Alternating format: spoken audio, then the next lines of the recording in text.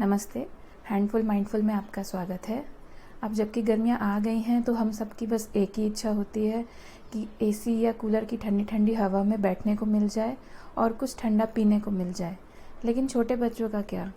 जो बच्चे होते हैं वो अपनी बात या तो बोल नहीं सकते, और जो बच्चे बोल सकते हैं उनकी बात हम सुनते नहीं हैं, ये सोच के कि जो हमें फ़ील हो रहा है, जो हम करना चाहते हैं वो ही सही है और बच्चे जो हैं सिर्फ नाटक कर रहे हैं। तो आज की इस वीडियो में मैं आपको बच्चों को गर्मियों से होने वाले डिस्कम्फर्ट के साइन के साथ ही उनके सॉल्यूशंस भी बताऊंगी, और इसके साथ उनके स्किन केयर और फूड रिलेटेड भी कुछ टिप्स आपको दूंगी, जिससे कई बार जो सिचुएशन आप इजीली हैंडल कर सकते हैं, स्ट्रेसफुल हो जाती है, वो सिचुएशन आप अच्छे से हैंडल कर पाएँ बजाय स्ट्रेसफुल होने के। जैसे मैं एक एग्जांपल देती हूँ, सबसे क्लासिक एग्जांपल है खाने का। गर्मियाँ आते ही एक अडल्ट की भी इच्छा होती है कि बस ज़्यादातर टाइम कुछ पीने को मिल जाए, जैसे नींबू पानी है या कुछ शरबत है। लेकिन जब वही चीज़ बच्चे डिमांड करते हैं और खाना खाने के लिए मना करते हैं तो हमें लगता है कि वो नाटक कर रहे हैं या वो खाना नहीं खाना चाह रहे हैं या वो हमें परेशान कर रहे हैं। तो मैं आपको यही सब बातें आज थोड़ी डिस्कस करूँगी, उनके गर्मी से रिलेटेड डिस्कम्फर्ट के साइन के सॉल्यूशंस के बारे में, उनके स्किन केयर और उनके फूड से रिलेटेड।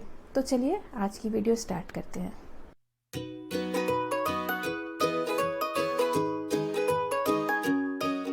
शुरुआत करते हैं गर्मी में होने वाले बच्चों को डिस्कम्फर्ट के साइंस के।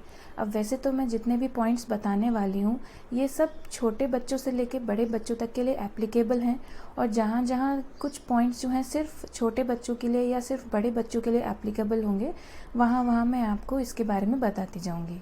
तो सबसे पहला पॉइंट है कि बहुत ज़्यादा पसीना आना। अब जो बहुत छोटे बच्चे होते हैं यानी कि इन्फेंट्स होते हैं, उनके केस में क्या होता है कि उन्हें सर्दियों में भी पसीना आता है। ऐसा इसलिए होता है क्योंकि उनकी बॉडी अभी तक टेम्परेचर अपना रेगुलेट करना नहीं सीखती है, जिसकी वजह से चाहे सर्दी हो चाहे गर्मी हो उनको पसीना आता ही है। लेकिन आप एक पैटर्न देख सकते हैं, खासकर गर्मियों में आप समझ सकते हैं कि कब उनको जो है नॉर्मल से ज़्यादा पसीना आ रहा है, अभी उनको डिस्कम्फर्ट हो रहा है, या फिर देख सकते हैं उनके माथे पर पसीना आपको दिख रहा है, या हथेली या जो पैर का तलवा है वो पसीजा हुआ है। तो आप देखिए कि कहाँ कहाँ उनको अभी पसीना आ रहा है, रेगुलर से ज़्यादा आ रहा है। आप समझ सकते हैं कि उनको कुछ प्रॉब्लम हो रही है, कुछ डिस्कम्फर्ट हो रहा है। दूसरा जो डिस्कम्फर्ट का साइन होता है वो होता है कि गालों का गर्म हो जाना और बहुत ज़्यादा लाल हो जाना। ये स्पेशली आपको तब देखने को मिलता है जब रूम का टेम्परेचर या तो बराबर मेंटेन नहीं है, या फिर आप बच्चे को डायरेक्ट पीक समर टाइम जो होता है या जो पीक दोपहर का टाइम होता है उस समय धूप में ले जाएं बिना प्रॉपर क्लोथिंग के, बिना उनको कवर किए हुए, तो उनकी जो बॉडी है वो तो गर्म हो जाती है, लेकिन खासकर जो उनके गाल होते हैं वो बहुत ज़्यादा लाल और गर्म पड़ जाते हैं। तीसरा पॉइंट आपने देखा होगा कि बच्चे जो हैं बहुत ज़्यादा चिड़चिड़ाने लगते हैं, खासकर गर्मी में।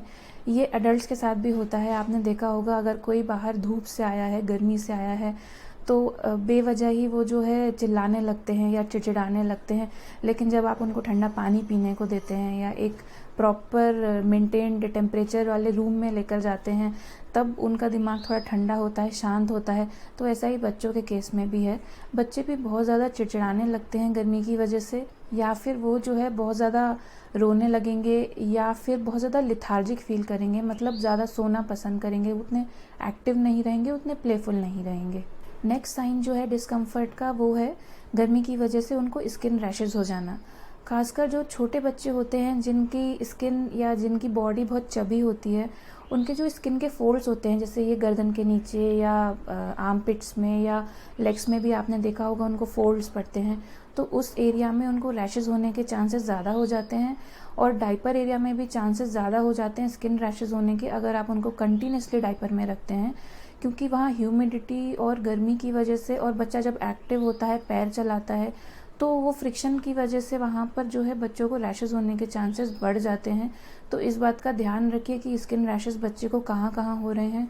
उसके अलावा प्रिकली हीट, जिसको हम हिंदी में घमौरी भी बोलते हैं, वो भी उनको गर्मी में अगर कुछ प्रॉब्लम हो रही है तो उसका भी जो आप देखेंगे कि पीठ में या फिर बम एरिया में छोटे छोटे से दाने जैसे निकल आते हैं गर्मी की वजह से।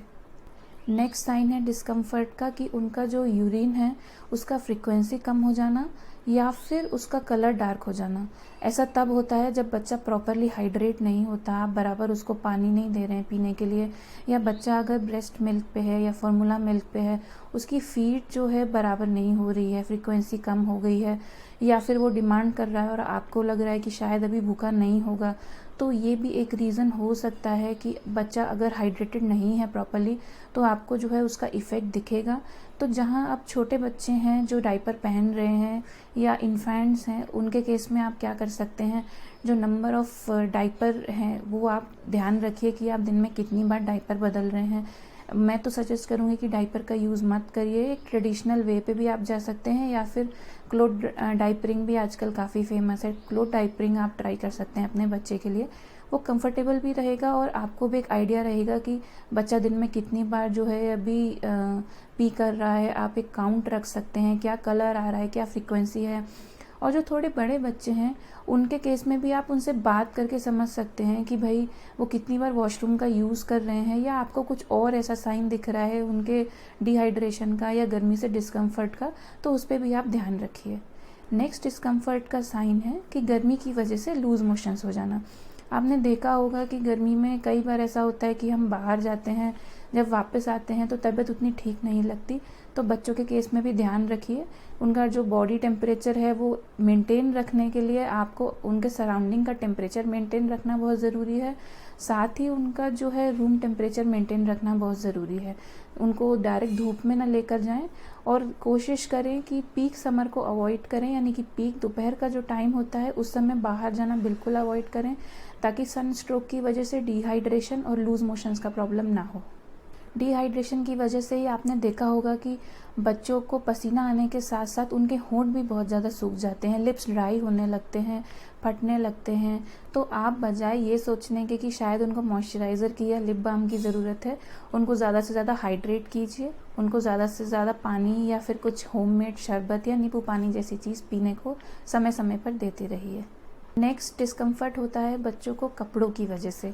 तो अगर आप देखें कि बच्चे की ड्रेस चेंज करने से या एक लेयर कम करने से बच्चा रोना बंद कर रहा है, स्पेशली अगर आपने बाकी सब कुछ ट्राई कर लिया है, जैसे कि आपने उसको फीड करा दिया, उसका डायपर चेंज कर दिया, वो हर चीज़ आपने करके देख ली, लेकिन फिर भी बच्चा नहीं शांत हो रहा है, नहीं कंफर्टेबल है, तो आप एक लेयर कपड़े की कम करके देखिए, या ड्रेस चेंज करके देखिए, या उसको थोड़ा नहला के देखिए, तो आपको ये समझ में आएगा कि कपड़े की वजह से तो कुछ प्रॉब्लम नहीं हो रही है। इसके साथ ही कुछ और भी पॉइंट्स है जो आप चेक कर सकते हैं, जो आगे मैं सॉल्यूशंस में आपको बताऊंगी। लेकिन जो डिस्कम्फर्ट का साइन आप यहाँ देख सकते हैं कि कपड़े अगर जैसे शर्ट है अनबटन करने से या एक लेयर कम करने से क्या बच्चे को राहत मिल रही है, क्या बच्चा शांत हो रहा है, कंफर्टेबल फील कर रहा है, तो इस पॉइंट पे भी ध्यान रखिए। जो बच्चे सॉलिड फूड पर हैं, जो खाना खा रहे हैं, या थोड़े और बड़े बच्चे भी हैं, उनमें जो डिस्कम्फर्ट का साइन आपने देखा होगा कि उन्हें गर्मी की वजह से भूख कम लगती है। ये मुझे लगता है शायद हम एडल्ट्स के साथ भी होता है कि जैसे जैसे गर्मी बढ़ती है या हमको बहुत डिस्कम्फर्टेबल फील होता है, हम खाना नहीं खाना पसंद करते हैं। हम उसके बजाय चाहते हैं कि हम कुछ पी लें, जैसे नींबू पानी या शरबत या जो भी आपके घर में बनता है। तो ये भी एक डिस्कम्फर्ट का साइन होता है। तो मैं सजेस्ट करूँगी कि बच्चे की फीलिंग को रिस्पेक्ट करिए। अगर उसको खाना नहीं खाना है तो आप ज़बरदस्ती मत करिए।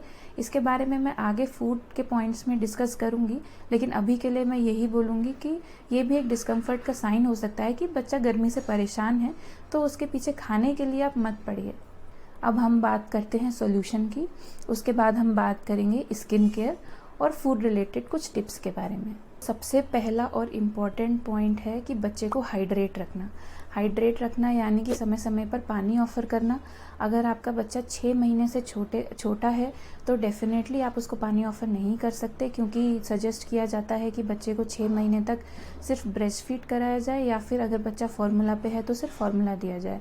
तो अगर बच्चा 6 महीने से छोटा है तो आप उसको जो है फीड इंक्रीज़ कीजिए, यानी कि ब्रेस्ट मिल्क पर है तो फीड इंक्रीज़ कीजिए, और फार्मूला मिल्क पर है तो भी फीड इंक्रीज़ कीजिए। वही जो है बच्चे की बॉडी को हाइड्रेट रखने के काम आएगा।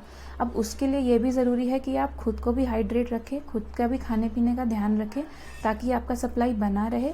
यहाँ मैं एक इम्पॉर्टेंट पॉइंट आपको ये भी बताना चाहूँगी कि गर्मी में अगर आपको लगता है कि बच्चा फीड ज़्यादा डिमांड कर रहा है, तो आप ये मत सोचिए कि कुछ प्रॉब्लम है या आपकी सप्लाई बराबर नहीं हो रही है। जैसे हमको गर्मी में क्या है, ज़्यादा पानी पीने की, कुछ पीने की इच्छा होती है, उसी तरीके से बच्चे की जो भी रिक्वायरमेंट है, चाहे वो खाने से रिलेटेड है या पीने से रिलेटेड है, वो आपके ब्रेस्ट मिल्क से या फिर फॉर्मूला मिल्क से ही पूरी हो रही है। तो डेफिनेटली गर्मियों में जो फ्रीक्वेंसी है ब्रेस्ट मिल्क पूछने की बच्चे की, वो बढ़ जाएगी। तो इसको ये मत समझिए कि आपकी सप्लाई कम हो रही है, ये नेचुरल है। बच्चे को गर्मी में ज़्यादा प्यास लगती है, तो उसकी वजह से आपकी बच्चे की डिमांड भी बढ़ रही है। वहीं बच्चा अगर आपका 6 महीने से ऊपर का है तो आप समय समय पर पानी ऑफ़र करते रहिए। लेकिन कुछ बच्चों के साथ प्रॉब्लम होती है कि वो पानी पीना पसंद नहीं करते, तो उस केस में आप क्या कर सकते हैं, उनको वाटर रिच फूड दे सकते हैं या फिर पानी में कुछ मिक्स करके दे सकते हैं जिससे वो पानी पीते रहें। बाकी के आगे की टिप्स में भी आपको कुछ ऐसे पॉइंट्स मिलेंगे उन बच्चों के लिए जो पानी पीना पसंद नहीं करते हैं, तो आप उनको ऑल्टरनेटिवली क्या दे सकते हैं। नेक्स्ट इम्पॉर्टेंट पॉइंट है कि बच्चे को डायरेक्ट सनलाइट से दूर रखें। खासकर जो पीक दोपहर का समय होता है उस टाइम आप कोशिश कीजिए कि बच्चे को बाहर लेकर ना जाएं, और अगर आप बाहर लेकर जा भी रहे हैं, कुछ इमरजेंसी है, कुछ अर्जेंसी है, तो बच्चे को अच्छे से कवर करके लेके जाएं। उसका सिर ज़रूर ढकें एक हल्के कॉटन के कपड़े से या कैप से। इसके अलावा आप फेस अगर ढक सकते हैं किसी स्टोल से या अपने किसी कॉटन के कपड़े से, तो एक हल्का सा वो भी बच्चे का फेस ढकिए ताकि डायरेक्ट सन जो है बच्चे के फेस पे ना पड़े। उसकी वजह से फिर कई और प्रॉब्लम हो सकती है, खासकर अगर छोटा बच्चा है, क्योंकि उनकी बॉडी बहुत ज़्यादा सेंसिटिव होती है। तो गर्मी लगने की वजह से फिर लूज़ मोशंस का या फिर कोल्ड का, टेम्परेचर चेंज होने की वजह से ये सब इश्यूज़ रहते हैं। तो इम्पॉर्टेंट है कि आप डायरेक्ट सनलाइट अवॉइड करिए, और नहीं कर सकते आपको आउटडोर्स जाना ही है किसी वजह से, तो प्रॉपर उनको कवर करके लेके जाइए। और अगर आपका बच्चा स्कूल गोइंग है, स्कूल जाता है, तो मैं सजेस्ट करूँगी कि उसके बैग में एक कैप हमेशा रखिए। उसको ट्रेन कीजिए कि जब भी वो घर आता है या धूप है तो एक कैप उसको पहनने की आदत पड़े, ताकि डायरेक्ट सर पे जो है वो दोपहर की गर्मी ना लगे। या आप एक अम्ब्रेला रख सकते हैं बच्चे के लिए, तो वो उससे क्या होगा, डायरेक्ट जो धूप है दोपहर की गर्मी की, वो बच्चे के सर पे नहीं पड़ेगी और डिहाइड्रेशन का और बाकी इश्यूज़ होने से बच्चा बच सकता है। नेक्स्ट टिप है, जो रूम है आपका जहां आप दिन भर रहते हैं अपने बच्चे के साथ, वो रूम का टेम्परेचर मेंटेन करके रखिए। ऐसा नहीं होना चाहिए कि वो रूम जो है ज़्यादा गर्म है या ज़्यादा ठंडा है। एक कंफर्टेबल अराउंड 28 डिग्री सेंटीग्रेड आप मेंटेन करके रखिए। आप एसी का यूज़ कर सकते हैं, आप कूलर का यूज़ कर सकते हैं। बस ये ध्यान रखिए कि डायरेक्ट जो हवा है एसी या कूलर की, वो बच्चे के सर के ऊपर ना लगे, क्योंकि अगेन जैसा मैंने बोला था कि डायरेक्ट कहीं भी अगर ठंडी हवा लग रही है तो सर्दी गर्मी की वजह से बच्चे को कोल्ड का होने का चांसेस ज़्यादा रहता है। यहाँ मैं आपको एक और टिप देना चाहूँगी। अगर आप अपने पूरे घर का टेम्परेचर मेंटेन नहीं कर रहे हैं, सिर्फ एक पर्टिकुलर रूम को ही आपने मेंटेन किया हुआ है बच्चे के लिए, तो उसको सडनली उस रूम से अपने बाकी रूम्स में या बाकी घर के एरिया में ले जाने से बचें। उससे होता क्या है, रूम आपका जो है वो एक कूल टेम्परेचर पे है, और घर आपका ऑब्वियसली अगर अच्छे सनलाइट मिल रही है और दिन के टाइम पे गर्म हो जाता है, तो बच्चे को टेम्परेचर शॉक लग सकता है। अब टेम्परेचर शॉक से मेरा मतलब है सर्दी गर्मी। आपने देखा होगा, शायद आप में से बहुत सारे लोगों के साथ ऐसा हुआ भी होगा कि जब आप किसी जगह जाते हैं जो फुली एयर कंडीशनड है, फिर आप उससे बाहर आते हैं तो आपको सडनली या तो छींक आने लगती है या ज़ुकाम जैसा हो जाता है। तो क्योंकि बच्चों की बॉडीज़ और सेंसिटिव होती हैं, तो मैं सजेस्ट करूँगी कि अगर आपको बच्चे को उस एरिया से बाहर लेकर जाना है अपने बाकी रूम में, तो अपने रूम को आप जो है एसी चला रहे हैं या कूलर चला रहे हैं, तो उसको लगभग आधे घंटे पहले आप बंद कर दीजिए। उसके बाद जब आपका रूम भी धीरे धीरे जो है एक नॉर्मल टेम्परेचर पर आ जाए कंपेयर टू आपके बाकी पूरे घर के टेम्परेचर पे, तब आप बच्चे को बाहर लेकर आएँ, ताकि वो सडन टेम्परेचर डिफरेंस की वजह से उसकी तबीयत ख़राब होने का चांसेस कम रहे। नेक्स्ट सोल्यूशन है बच्चे के कपड़ों से रिलेटेड। आप बच्चे को गर्मी में हमेशा कॉटन के और लूज़ कपड़े ही पहनाएं। बहुत ज़्यादा टाइट या कुछ फैंसी कपड़े पहनाने से हमेशा बचें। खासकर अगर आपको किसी पार्टी में जाना है या किसी फंक्शन में जाना है, तो कई बार ऐसा होता है कि बच्चे को अच्छा दिखाने के लिए हम, स्पेशली गर्ल चाइल्ड के केस में, एक जो टू ड्रेसेस होती हैं, मतलब जो पफ़ी ड्रेसेस होती हैं, प्रिंसेस वाली ड्रेसेस होती हैं, वो पहना के ले जाना प्रेफर करते हैं। बट मैं सजेस्ट करूँगी कि ये गलती बिल्कुल मत कीजिए। ये गलती मेरे से हुई है। मैंने भी अपनी बच्ची को जब छोटी सी थी ये ड्रेसेस पहनाई हैं। उससे होता क्या है, बच्ची की स्किन से एक तो वो ड्रेस रगड़ती है, रैशेज होते हैं, और वो बिल्कुल भी कंफर्टेबल नहीं होती। उसकी वजह से बच्चे को पसीना आता है, चिड़चिड़ाता चिल्लाते हैं, बहुत रोते हैं। सेम बॉयज़ के केस में भी अगर आप उनको कुछ फैंसी सूट्स या कुछ इस टाइप का ड्रेस पहना रहे हैं जो कंफर्टेबल नहीं है, तो डेफिनेटली आपकी पार्टी तो ख़राब होने वाली है और आपका जो बच्चा है वो भी बहुत ज़्यादा डिस्कम्फर्ट फील करने वाला है। तो कपड़ों का खास ध्यान रखें। आप चाहे किसी फंक्शन में जाएं, चाहे घर पर रहें, बच्चे को हमेशा लूज़ और कॉटन के कपड़े ही पहनाएं। कुछ और सॉल्यूशंस हैं बच्चों को गर्मी से होने वाले डिस्कम्फर्ट से बचाने के लिए, जिनको मैंने स्किन केयर और फूड रिलेटेड टॉपिक्स में डिवाइड किया हुआ है। अब सबसे पहले मैं बात करती हूँ स्किन केयर से रिलेटेड। अगर आप बच्चे की मसाज कर रहे हैं तो आप किसी लाइट ऑयल का यूज़ कीजिए, जैसे कोकोनट ऑयल हो गया या ऑलिव ऑयल हो गया। जो भी डेंस या विस्कस ऑयल होते हैं उनको यूज़ करने से बचिए। जैसे कि मस्टर्ड ऑयल, सरसों का तेल है, वो काफ़ी थिक होते हैं और आप बॉडी पे लगाएंगे तो पोर्स ब्लॉक हो जाते हैं और आपने देखा होगा उनको लगाते ही एकदम से पसीना आने लगता है। इसलिए बच्चे को हमेशा लाइट ऑयल लगाएं मसाज करने के लिए और ज़्यादा से ज़्यादा सिर्फ आप आधे घंटे ही छोड़िए उनको नहलाने के पहले, नहीं तो ब्लॉक्ड पोर्स की वजह से उनको पसीना आएगा, डिस्कम्फर्ट फील होगा और फिर एक समय के बाद हो सकता है उनको रैशेज़ या फिर एक्ने की भी प्रॉब्लम होने लगे। इसके बाद बात करते हैं बच्चे को नहलाने की। तो सबसे पहले तो जो आप पानी यूज़ कर रहे हैं बच्चे को नहलाने के लिए, वो बहुत ज़्यादा ठंडा नहीं होना चाहिए, क्योंकि बहुत ज़्यादा ठंडा होता है तो उससे भी बच्चे को सर्दी गर्मी होने की चांसेस रहते हैं, टेम्परेचर शॉक लगने की वजह से। तो टेम्परेचर जो रहता है पानी का वो नॉर्मल जैसा रहना चाहिए। मतलब आप जब उसको टच करें तो आपको बहुत ज़्यादा गर्म या बहुत ज़्यादा ठंडा ना फील हो, हल्का सा गुनगुना जैसा हो जो बच्चे की बॉडी के लिए कंफर्टेबल हो। तो पहले से बाल्टी में पानी भर के ना रखें ये सोच के कि थोड़ा ठंडा हो जाएगा, बच्चे को अच्छा फील होगा। तो टेम्परेचर जो है पानी का एक नॉर्मल रहना चाहिए। उसके अलावा आपको अभी बच्चे को जब नहलाना है तो या तो जेंटल बेबी सोप का इस्तेमाल कीजिए, नहीं तो बेबी बाथ पाउडर भी आते हैं जो जेंटली बच्चे को क्लीन करने के काम आते हैं। उससे फ़ायदा क्या होगा, जो आपने बेबी को मसाज किया था वो ऑयल की वजह से बेबी की स्किन मॉइस्चराइज रहेगी। यही अगर कोई हार्श सोप आप यूज़ करते हैं बेबी की स्किन पे तो स्किन बहुत ज़्यादा ड्राई और रफ़ हो जाएगी, जिसकी वजह से आपको बाद में जो है कंपलसरी मॉइस्चराइज़र यूज़ करने की ज़रूरत पड़ेगी।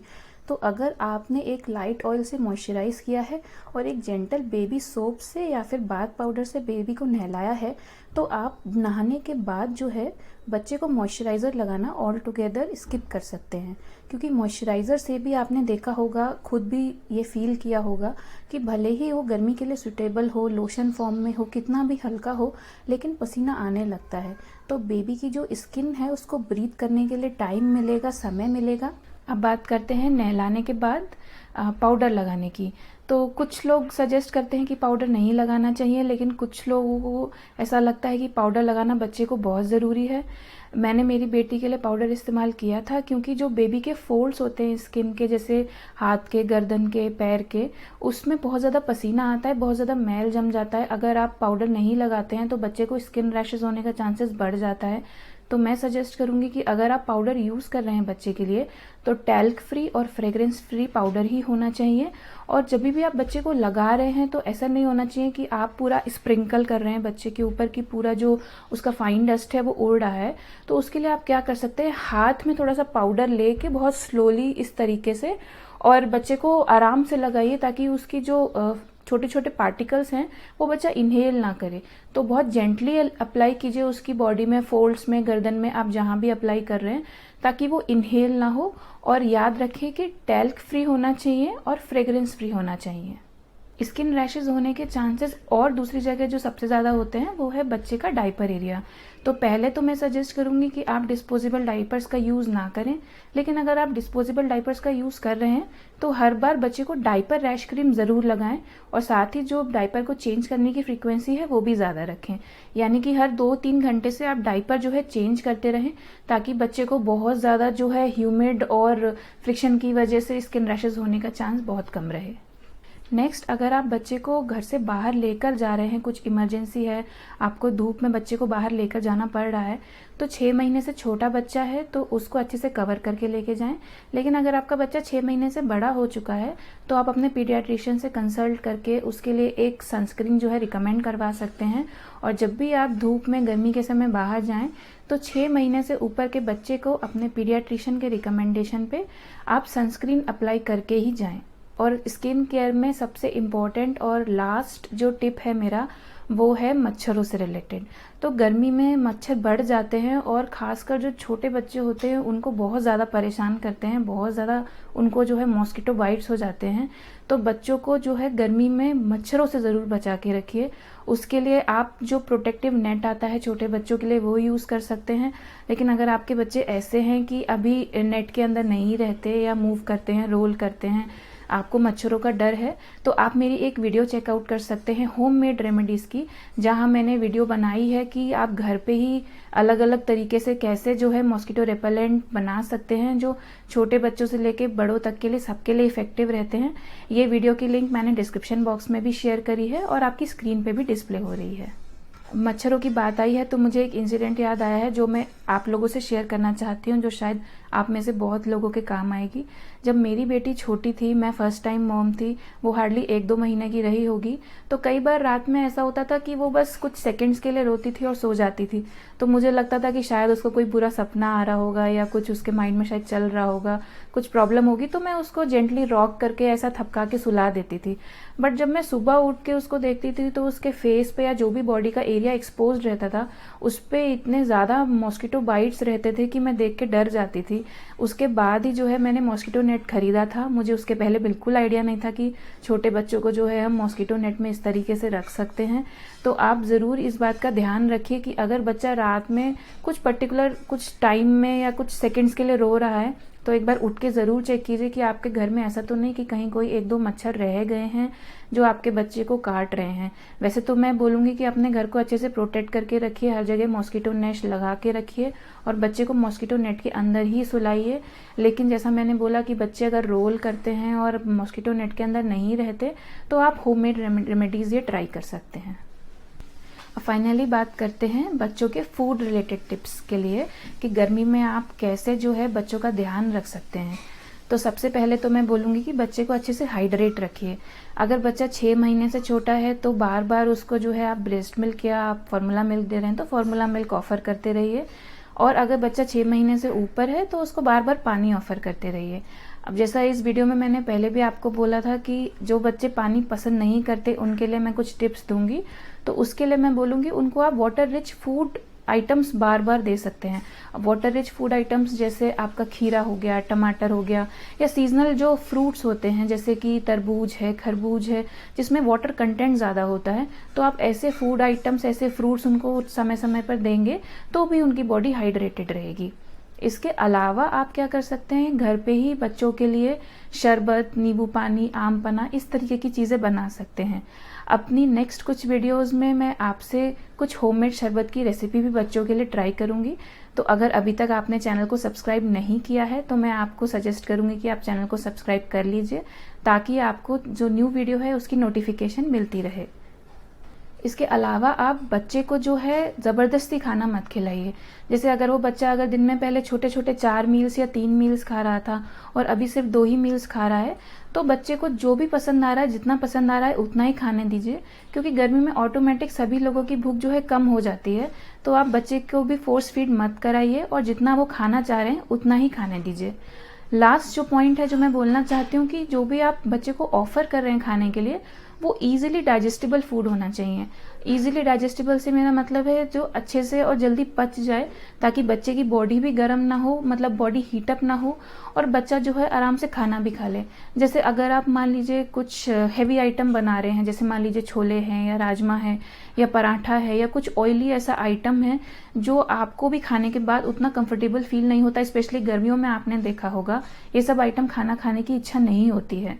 तो सेम बच्चों के साथ भी है, आप उनको हल्का खाना दीजिए, लाइट खाना दीजिए, ताकि वो मन से खाएं भी और एक थोड़े समय के बाद जो है उनको भूख वापस से लगने भी लगे। तो ये थे आज की इस वीडियो के मेरे कुछ टिप्स फूड केयर और स्किन केयर से रिलेटेड। साथ ही मैंने आपके साथ बच्चों के डिस्कम्फर्ट के साइन भी शेयर किए। मुझे पूरी उम्मीद है कि ये वीडियो आपको ज़रूर काम आएगी। तो ऐसी ही एक और इन्फॉर्मेटिव वीडियो के साथ मिलते हैं, तब तक के लिए हैप्पी पेरेंटिंग।